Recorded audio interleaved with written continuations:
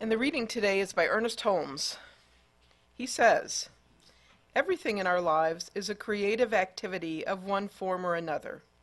Some people create good for themselves, others create bad, while most of us seem to create a little of both.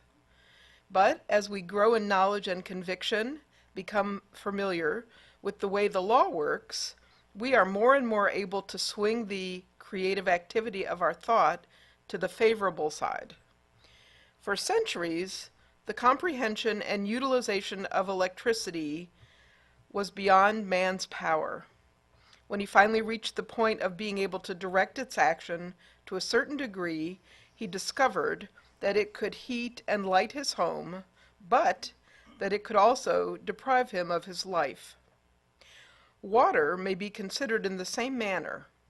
It is necessary to life, but it also can cause a man to lose his life. These are two things which, rightly used, are of benefit, but whose action may be consciously or unconsciously directed to our detriment. A law does not care about the results of its action. It has no conscience. It only knows how to act. It is impersonal. We are free to choose the direction of its action." Thank you very much, Cindy. If you've just arrived or weren't paying attention, oh no, that's not any of you guys. The theme for the month of March is the global vision, realizing the power of mind. And my talk for today is your mind and how to use it. And the underlying idea from Ernest Holmes' what we believe statements is that we see a world in which humanity rediscovers the creative power of thought. In which humanity rediscovers the creative power of thought. Sounds interesting, yes? Now, you don't have to out yourself or anything by raising your hand, but I'm kind of wondering how many of you here today have ever heard yourself say out loud or maybe silently to yourself, "I am not creative. I'm not very creative." But what I want you to hear and to know beyond a shadow of a doubt is that that is not the truth. It never has been, and it never will be. What might be true is that some people are more artistic than other people. There are some people that can sing and can dance and can draw and can write or paint, while some others of us cannot. But that does not mean that you are not creative. And in order for us to envision a world that works for everyone, we all have to rediscover our own individual and collective creative power of thought. Now, Ernest Holmes says there is a universal law of mind or creative principle which acts upon your thought to produce an outer effect in accordance with that thought. Your thought has creative power because your mind is connected with universal mind. You are a center in the creative field of mind.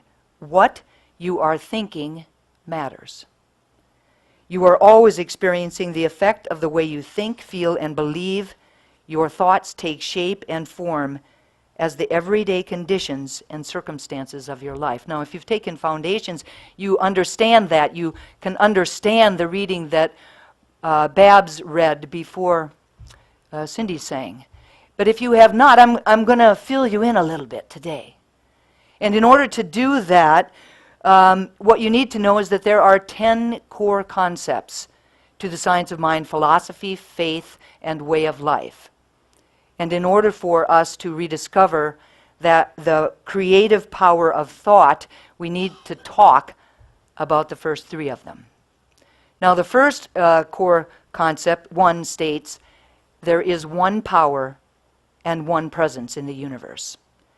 Now, I call that power and presence God, but it goes by many names, as Babs said.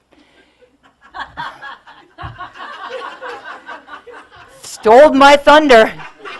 Wow. Forget you saw that. Just forget that you saw that. So anyway, as I was saying, I call it God, but it goes by many different names. It could be spirit or love, law, the absolute, the creative energy, consciousness, or sometimes it just goes by no name at all. Now, we believe that each human being is created by God, made out of God's substance, in the likeness of God, and that we are all individualized manifestations of the One. And that this power and this presence is in everything and everyone in its fullness and in its wholeness. Core Concept 2 and Core Concept 3, taken together, describe the divine creative principle. The second core concept states that God is a triune nature, that there are three aspects to God. The first aspect is God as spirit. The second, God as soul. And the third, God as body. The third concept, the third core concept, is the creative principle itself. And it states that God is the great causative power of the universe, the great causative power of the universe. The Word, or the thought of God, eternally initiates this creative process. Remember, in the beginning was the Word. Let there be light. Now, we use an analogy of the seed and the soil and the plant here to make it a little easier, to bring it a little bit more home. So what happens is that God, or the spirit aspect of God, has a thought. And this is the seed. That thought is released into the aspect of God that is known as the soul, or the law. This then would be the soil. This soil is actually the unformed substance of God, kind of like a soup of God stuff. This aspect, this law, simply says yes, and then manifests an exact replica of whatever that thought was into form. So for example, in the seed, soil, plant idea, if you have a tomato seed and you plant that tomato seed in the soil, then a tomato plant will come out. That is the way that it works. The soil cannot say, I don't really feel like making a tomato today. I think I'm going to make a cucumber. The tomato seed will create a tomato plant each and every time, because the soil simply does what the soil does and assists in creating that. But it has no volition of its own. It can't change it up. Does that make sense? Okay. The manifestation, or what's created, is the body of God, and that's the plant part. So this is the creative process. And how it works on the human level is exactly the same. Since the human spirit is one with God, the universal spirit, then our thoughts are creative also. According to our conscious and unconscious beliefs and thoughts, we reenact this creative process. And through that creative process, we create the experiences of our lives. We create the experiences of our lives. By thinking, you actually set into motion a process that creates. And it will be, just like that tomato seed and that becomes the tomato plant, it will be, what will be exactly what you thought. Exactly what you put into that soil. And you can rely on that. You can absolutely rely on that. For the law, just like every other law in the universe, works the same way every time for everybody. Always. So if our thoughts are creative, then we should be able to look at our lives, right? To look out at the experiences of our lives, the situations, the relationships, the circumstances, and be able to see just what it was that we've been thinking, right? If our thoughts are creative, then that will reflect whatever our thoughts have been. But my guess is that some of you are sitting there now thinking, well, what the heck? I did not think into being this situation, this empty bank account, this horrible experience. I did not consciously choose this. So the law must be broken. But I can assure you that it is not. It is not broken. Just like the law of gravity, it works always. And it always works the same time, the same way every time. So earlier, you may or may not have heard me say, according to our conscious and unconscious beliefs, we reenact this creative process, conscious and unconscious. So if the experiences and the relationships of our life are not outpicturing the way that we've consciously wanted them to outpicture, then in all probability what's happening is that it's a reflection of the unconscious beliefs and thoughts that you may have living within you, right? So we have to become aware. We have to become aware of that which we are not aware of in this moment. We have to become aware of our unconscious beliefs and thoughts if we are going to change our experiences. For the law doesn't care whether you say into it, I am brilliant, I am prosperous, I am creative, I am worthy, or if you say into it, I am stupid, I am poor, I am not worthy. It just simply says, yes, you are, and then goes about bringing forth the experiences, the relationships, and the situations that prove that to be true. I know this feels like bad news right now, but it is not. I assure you, it is the really good news. I could hear a pin drop. You're all so quiet.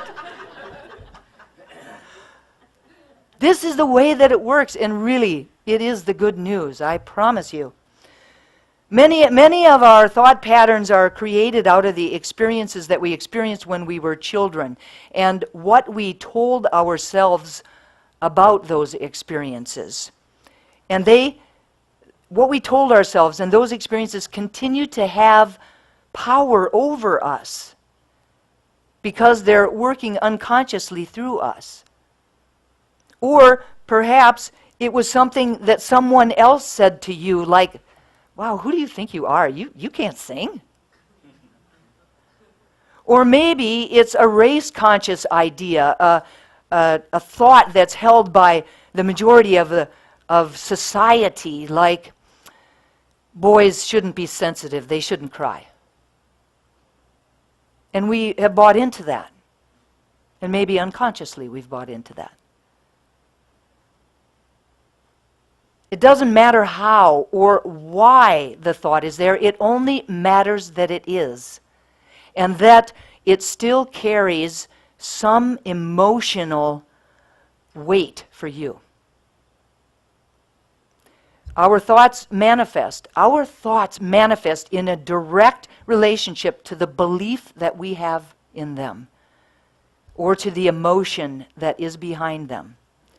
So those with stronger emotions attached to them have more power. Let me say that again. Those with stronger emotions attached to them have more power. So if you have more belief in the idea that a 5-year-old created of I am not worthy, if that carries more emotional power than the conscious belief of I am worthy for you in this moment, then that's the one that's going to create. That is the one that the reflection will be taken from. So what we get to do is to uncover those beliefs and to pull them out like weeds from the soil. And to create from our new beliefs. To continually put in new affirmations, new seedlings, new seedlings, new seedlings, that at some point in time become like the tipping point, right? The tipping point. And now we manifest from that new idea. Remember, Ernest Holmes says there is a universal law of mind or creative principle which acts upon your thoughts to produce an outer effect in accordance with what you thought. What you are thinking matters. You are always experiencing the effect of the way you think, feel, and believe. Always. It is the way that it works. So knowing what we know, how can we more powerfully, more consciously step into this idea of the creative power of thought? Now, like Cindy does, I attempt to keep myself open to receiving inspiration from anywhere I can, and today I was guided to stand in the footsteps of a couple of very wise late-night talk show hosts.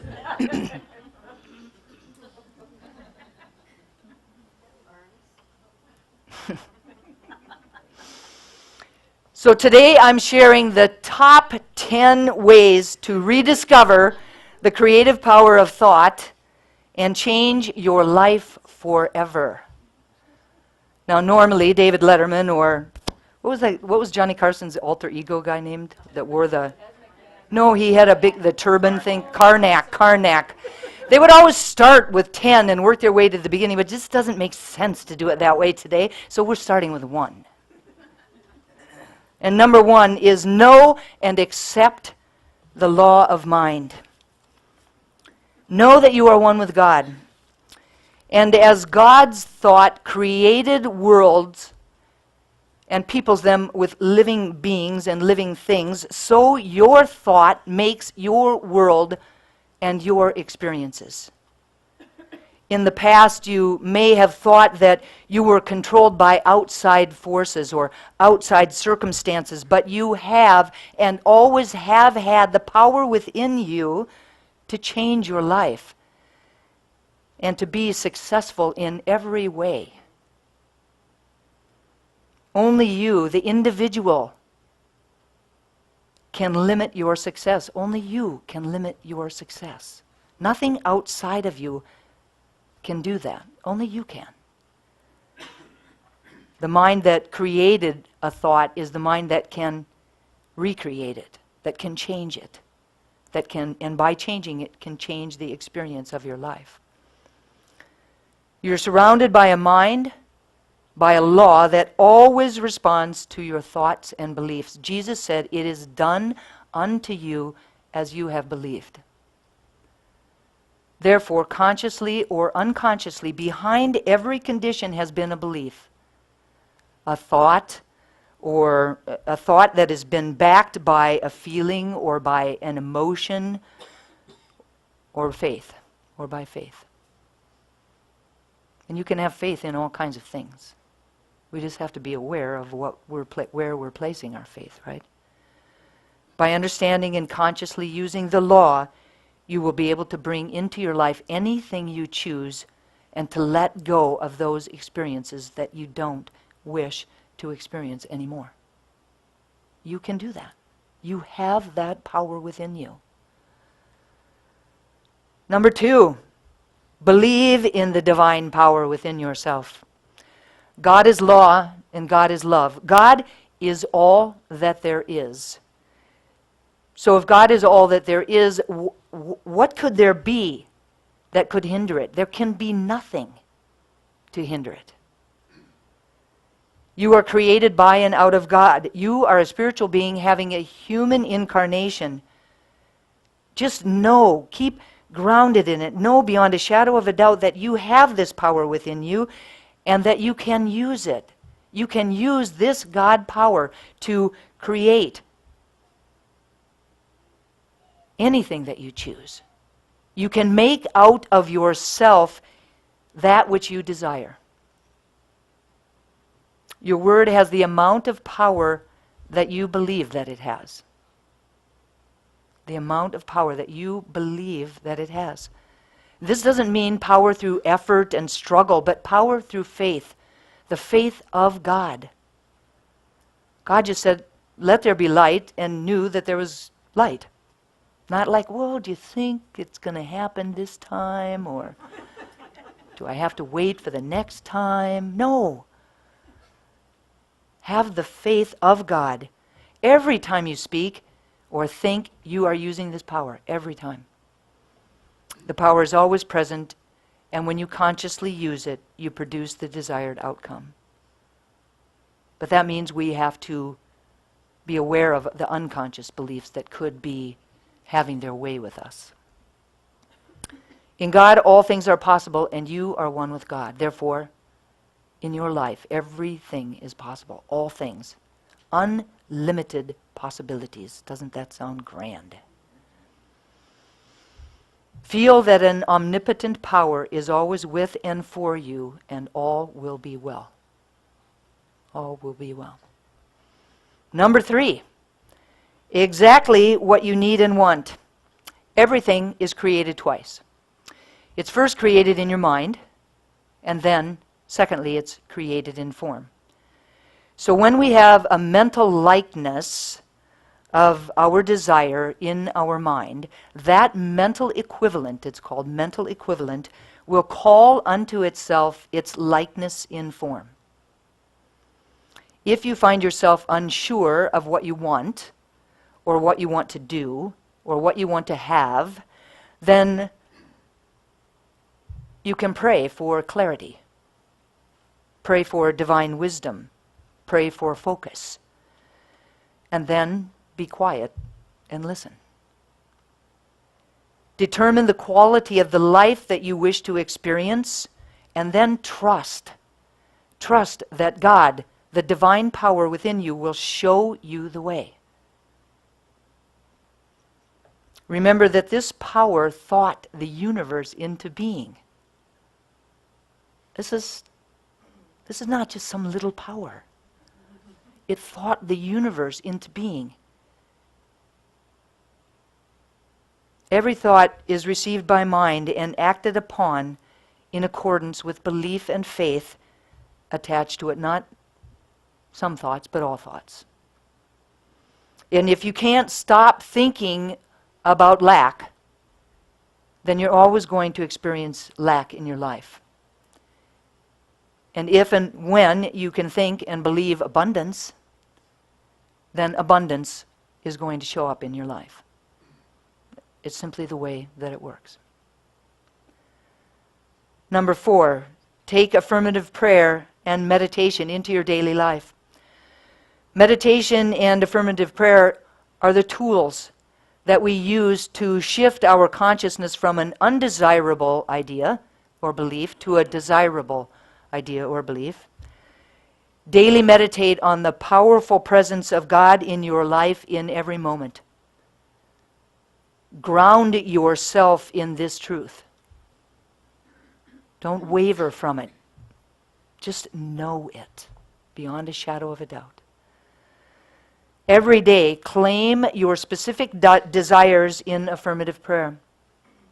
Feel and know your words are heard and that the results are appearing in your life.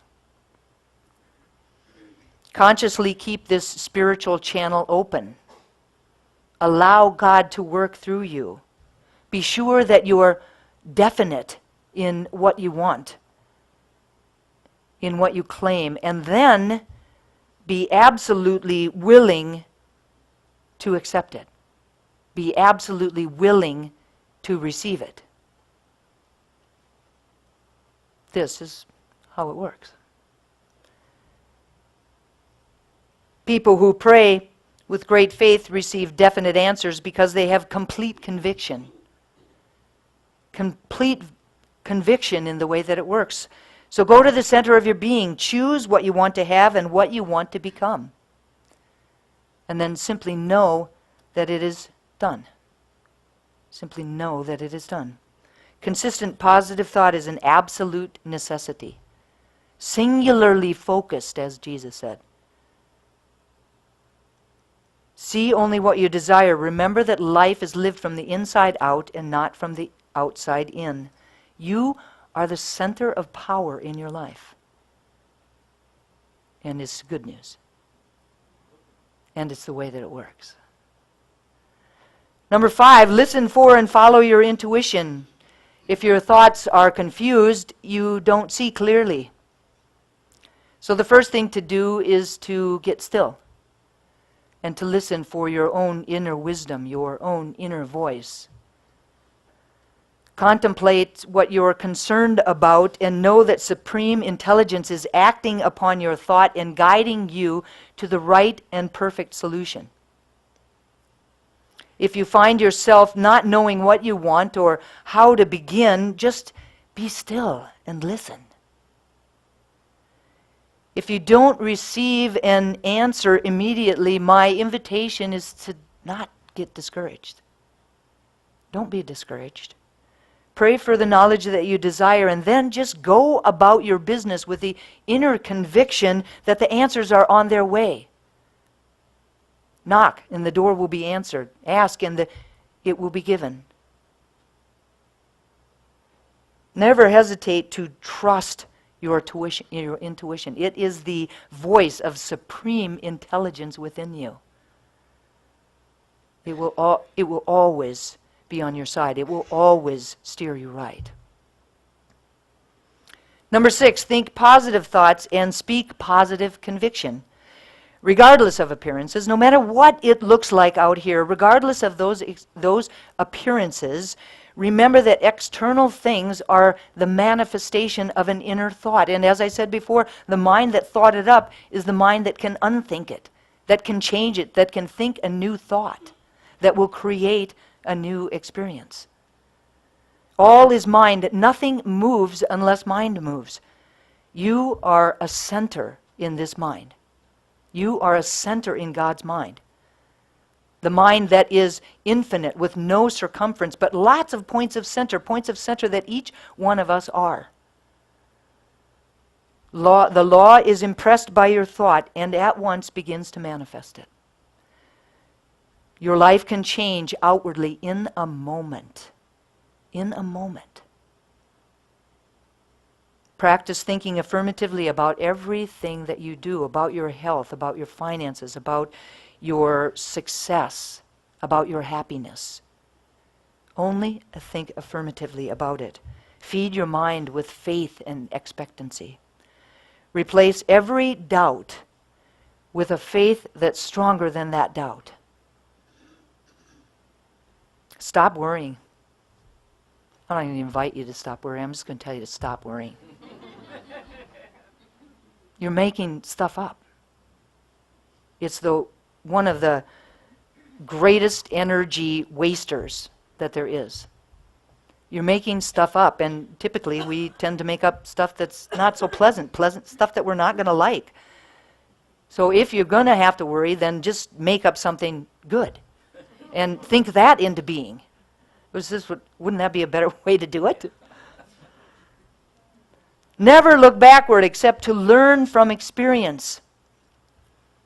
Look forward to the future with eager anticipation. Speak positively and with enthusiasm. Remember, the idea with the most emotion behind it is the one that creates. So speak those affirmations with enthusiasm. You'll get a chance to practice it later. Knowing that God is your internal co-creator with God, who or what could stand against you? Nothing. There's nothing too big or too small in God. And nothing can stand against it because there is nothing else. There is only God. Number 7, learn to love others and yourself. Love yourself and you will learn to love others. Love and others will love you. All people are divine expressions of God. The innermost God and the outermost God are one God. Look for the face of God in everything and everyone. It's there. Can't be any other way. It's there. Look for the good that is there. There's a spark of the divine in everything, yes? So that goodness is in everything. Look for it. Acknowledge it. Be grateful for it. And that includes everybody and yourself. That good is everywhere. This is the way that it works. Number 8, forgive others and yourself. Joan Boyasenko said in an interview in January 1995, Science of Mind magazine, "We cannot approach God in the contracted state of consciousness that is created by holding on to anger, resentment, and judgment. If you feel ill will toward someone or yourself, if you feel judgment toward someone or yourself, you cannot be a radiant personality. And you cannot be completely happy. Release unmet expectations. Release judgment. Release criticism. Release resentments. Free yourself from anything that might be causing resistance to creating the life that you want to live. Just let it go. You could be happy or you could be right. It's your choice. Number 9, count your blessings. Feel grateful for all of the good that you have received. Be grateful for the fact that you're alive.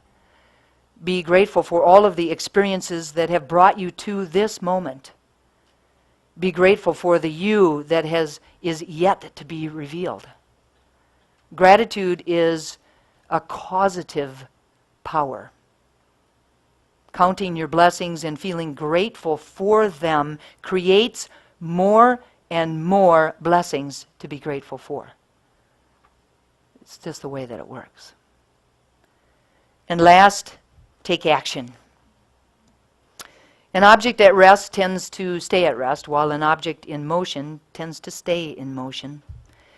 And if you want to be in the flow of a successful life, you have to move.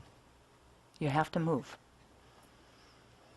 You don't need to strain or struggle, but only to do your part by letting God work through you.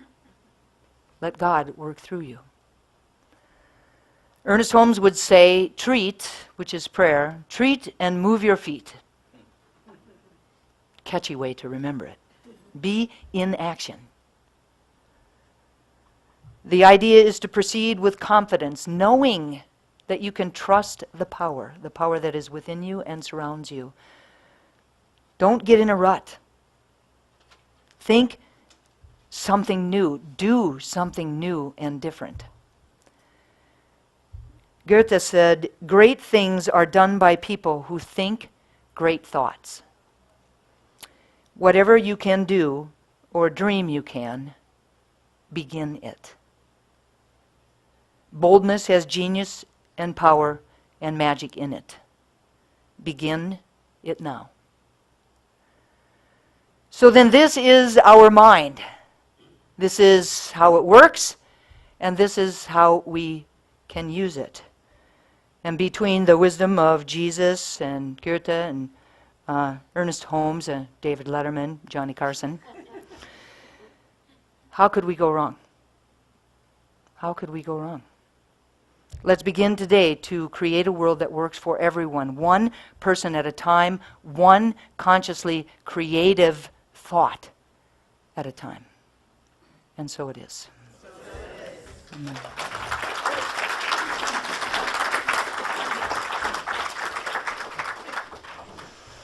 So I invite you to turn within.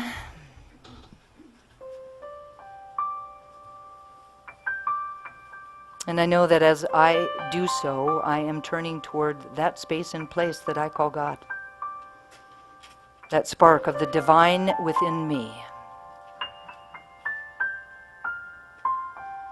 And what I know as I do so is that It is the very essence of wisdom and creativity and clarity and divine right action and unconditional love. And I know that I am connected to it in ways that can never be broken, for I was created by it out of its own self. It is that which breathes me. And just as I know that this is my truth, I know it is true for each and every person here today. Each of us is a unique and divine expression of God. And it is from this place of unity, connection, and divine wholeness that I speak these words about and for each of us this morning. Truly knowing that we are spiritual beings having a human incarnation, that we were created by God out of God, and that when we arrived on the planet, we were imbued with a power that creates. And what I claim for each of us today is that we step powerfully into that power. That we look within to find all of those unconscious beliefs that no longer serve us, that create resistance to the life that we actually want to live, and that we let them go. That there is ease and grace about this process. And that I know that as we do so, the affirmative, conscious prayers that we are speaking into that law are clothed in form. That they are made manifest. And that the life that we are experiencing from this place is grand, it is magnificent, it is brilliant. And that we are all radiant personalities and experiencing bliss.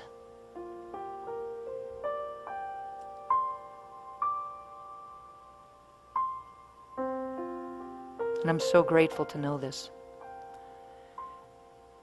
So grateful for this law that works the way it does. For I know because it works the way that it does, I have choice. That it's the good news. And I'm grateful for that.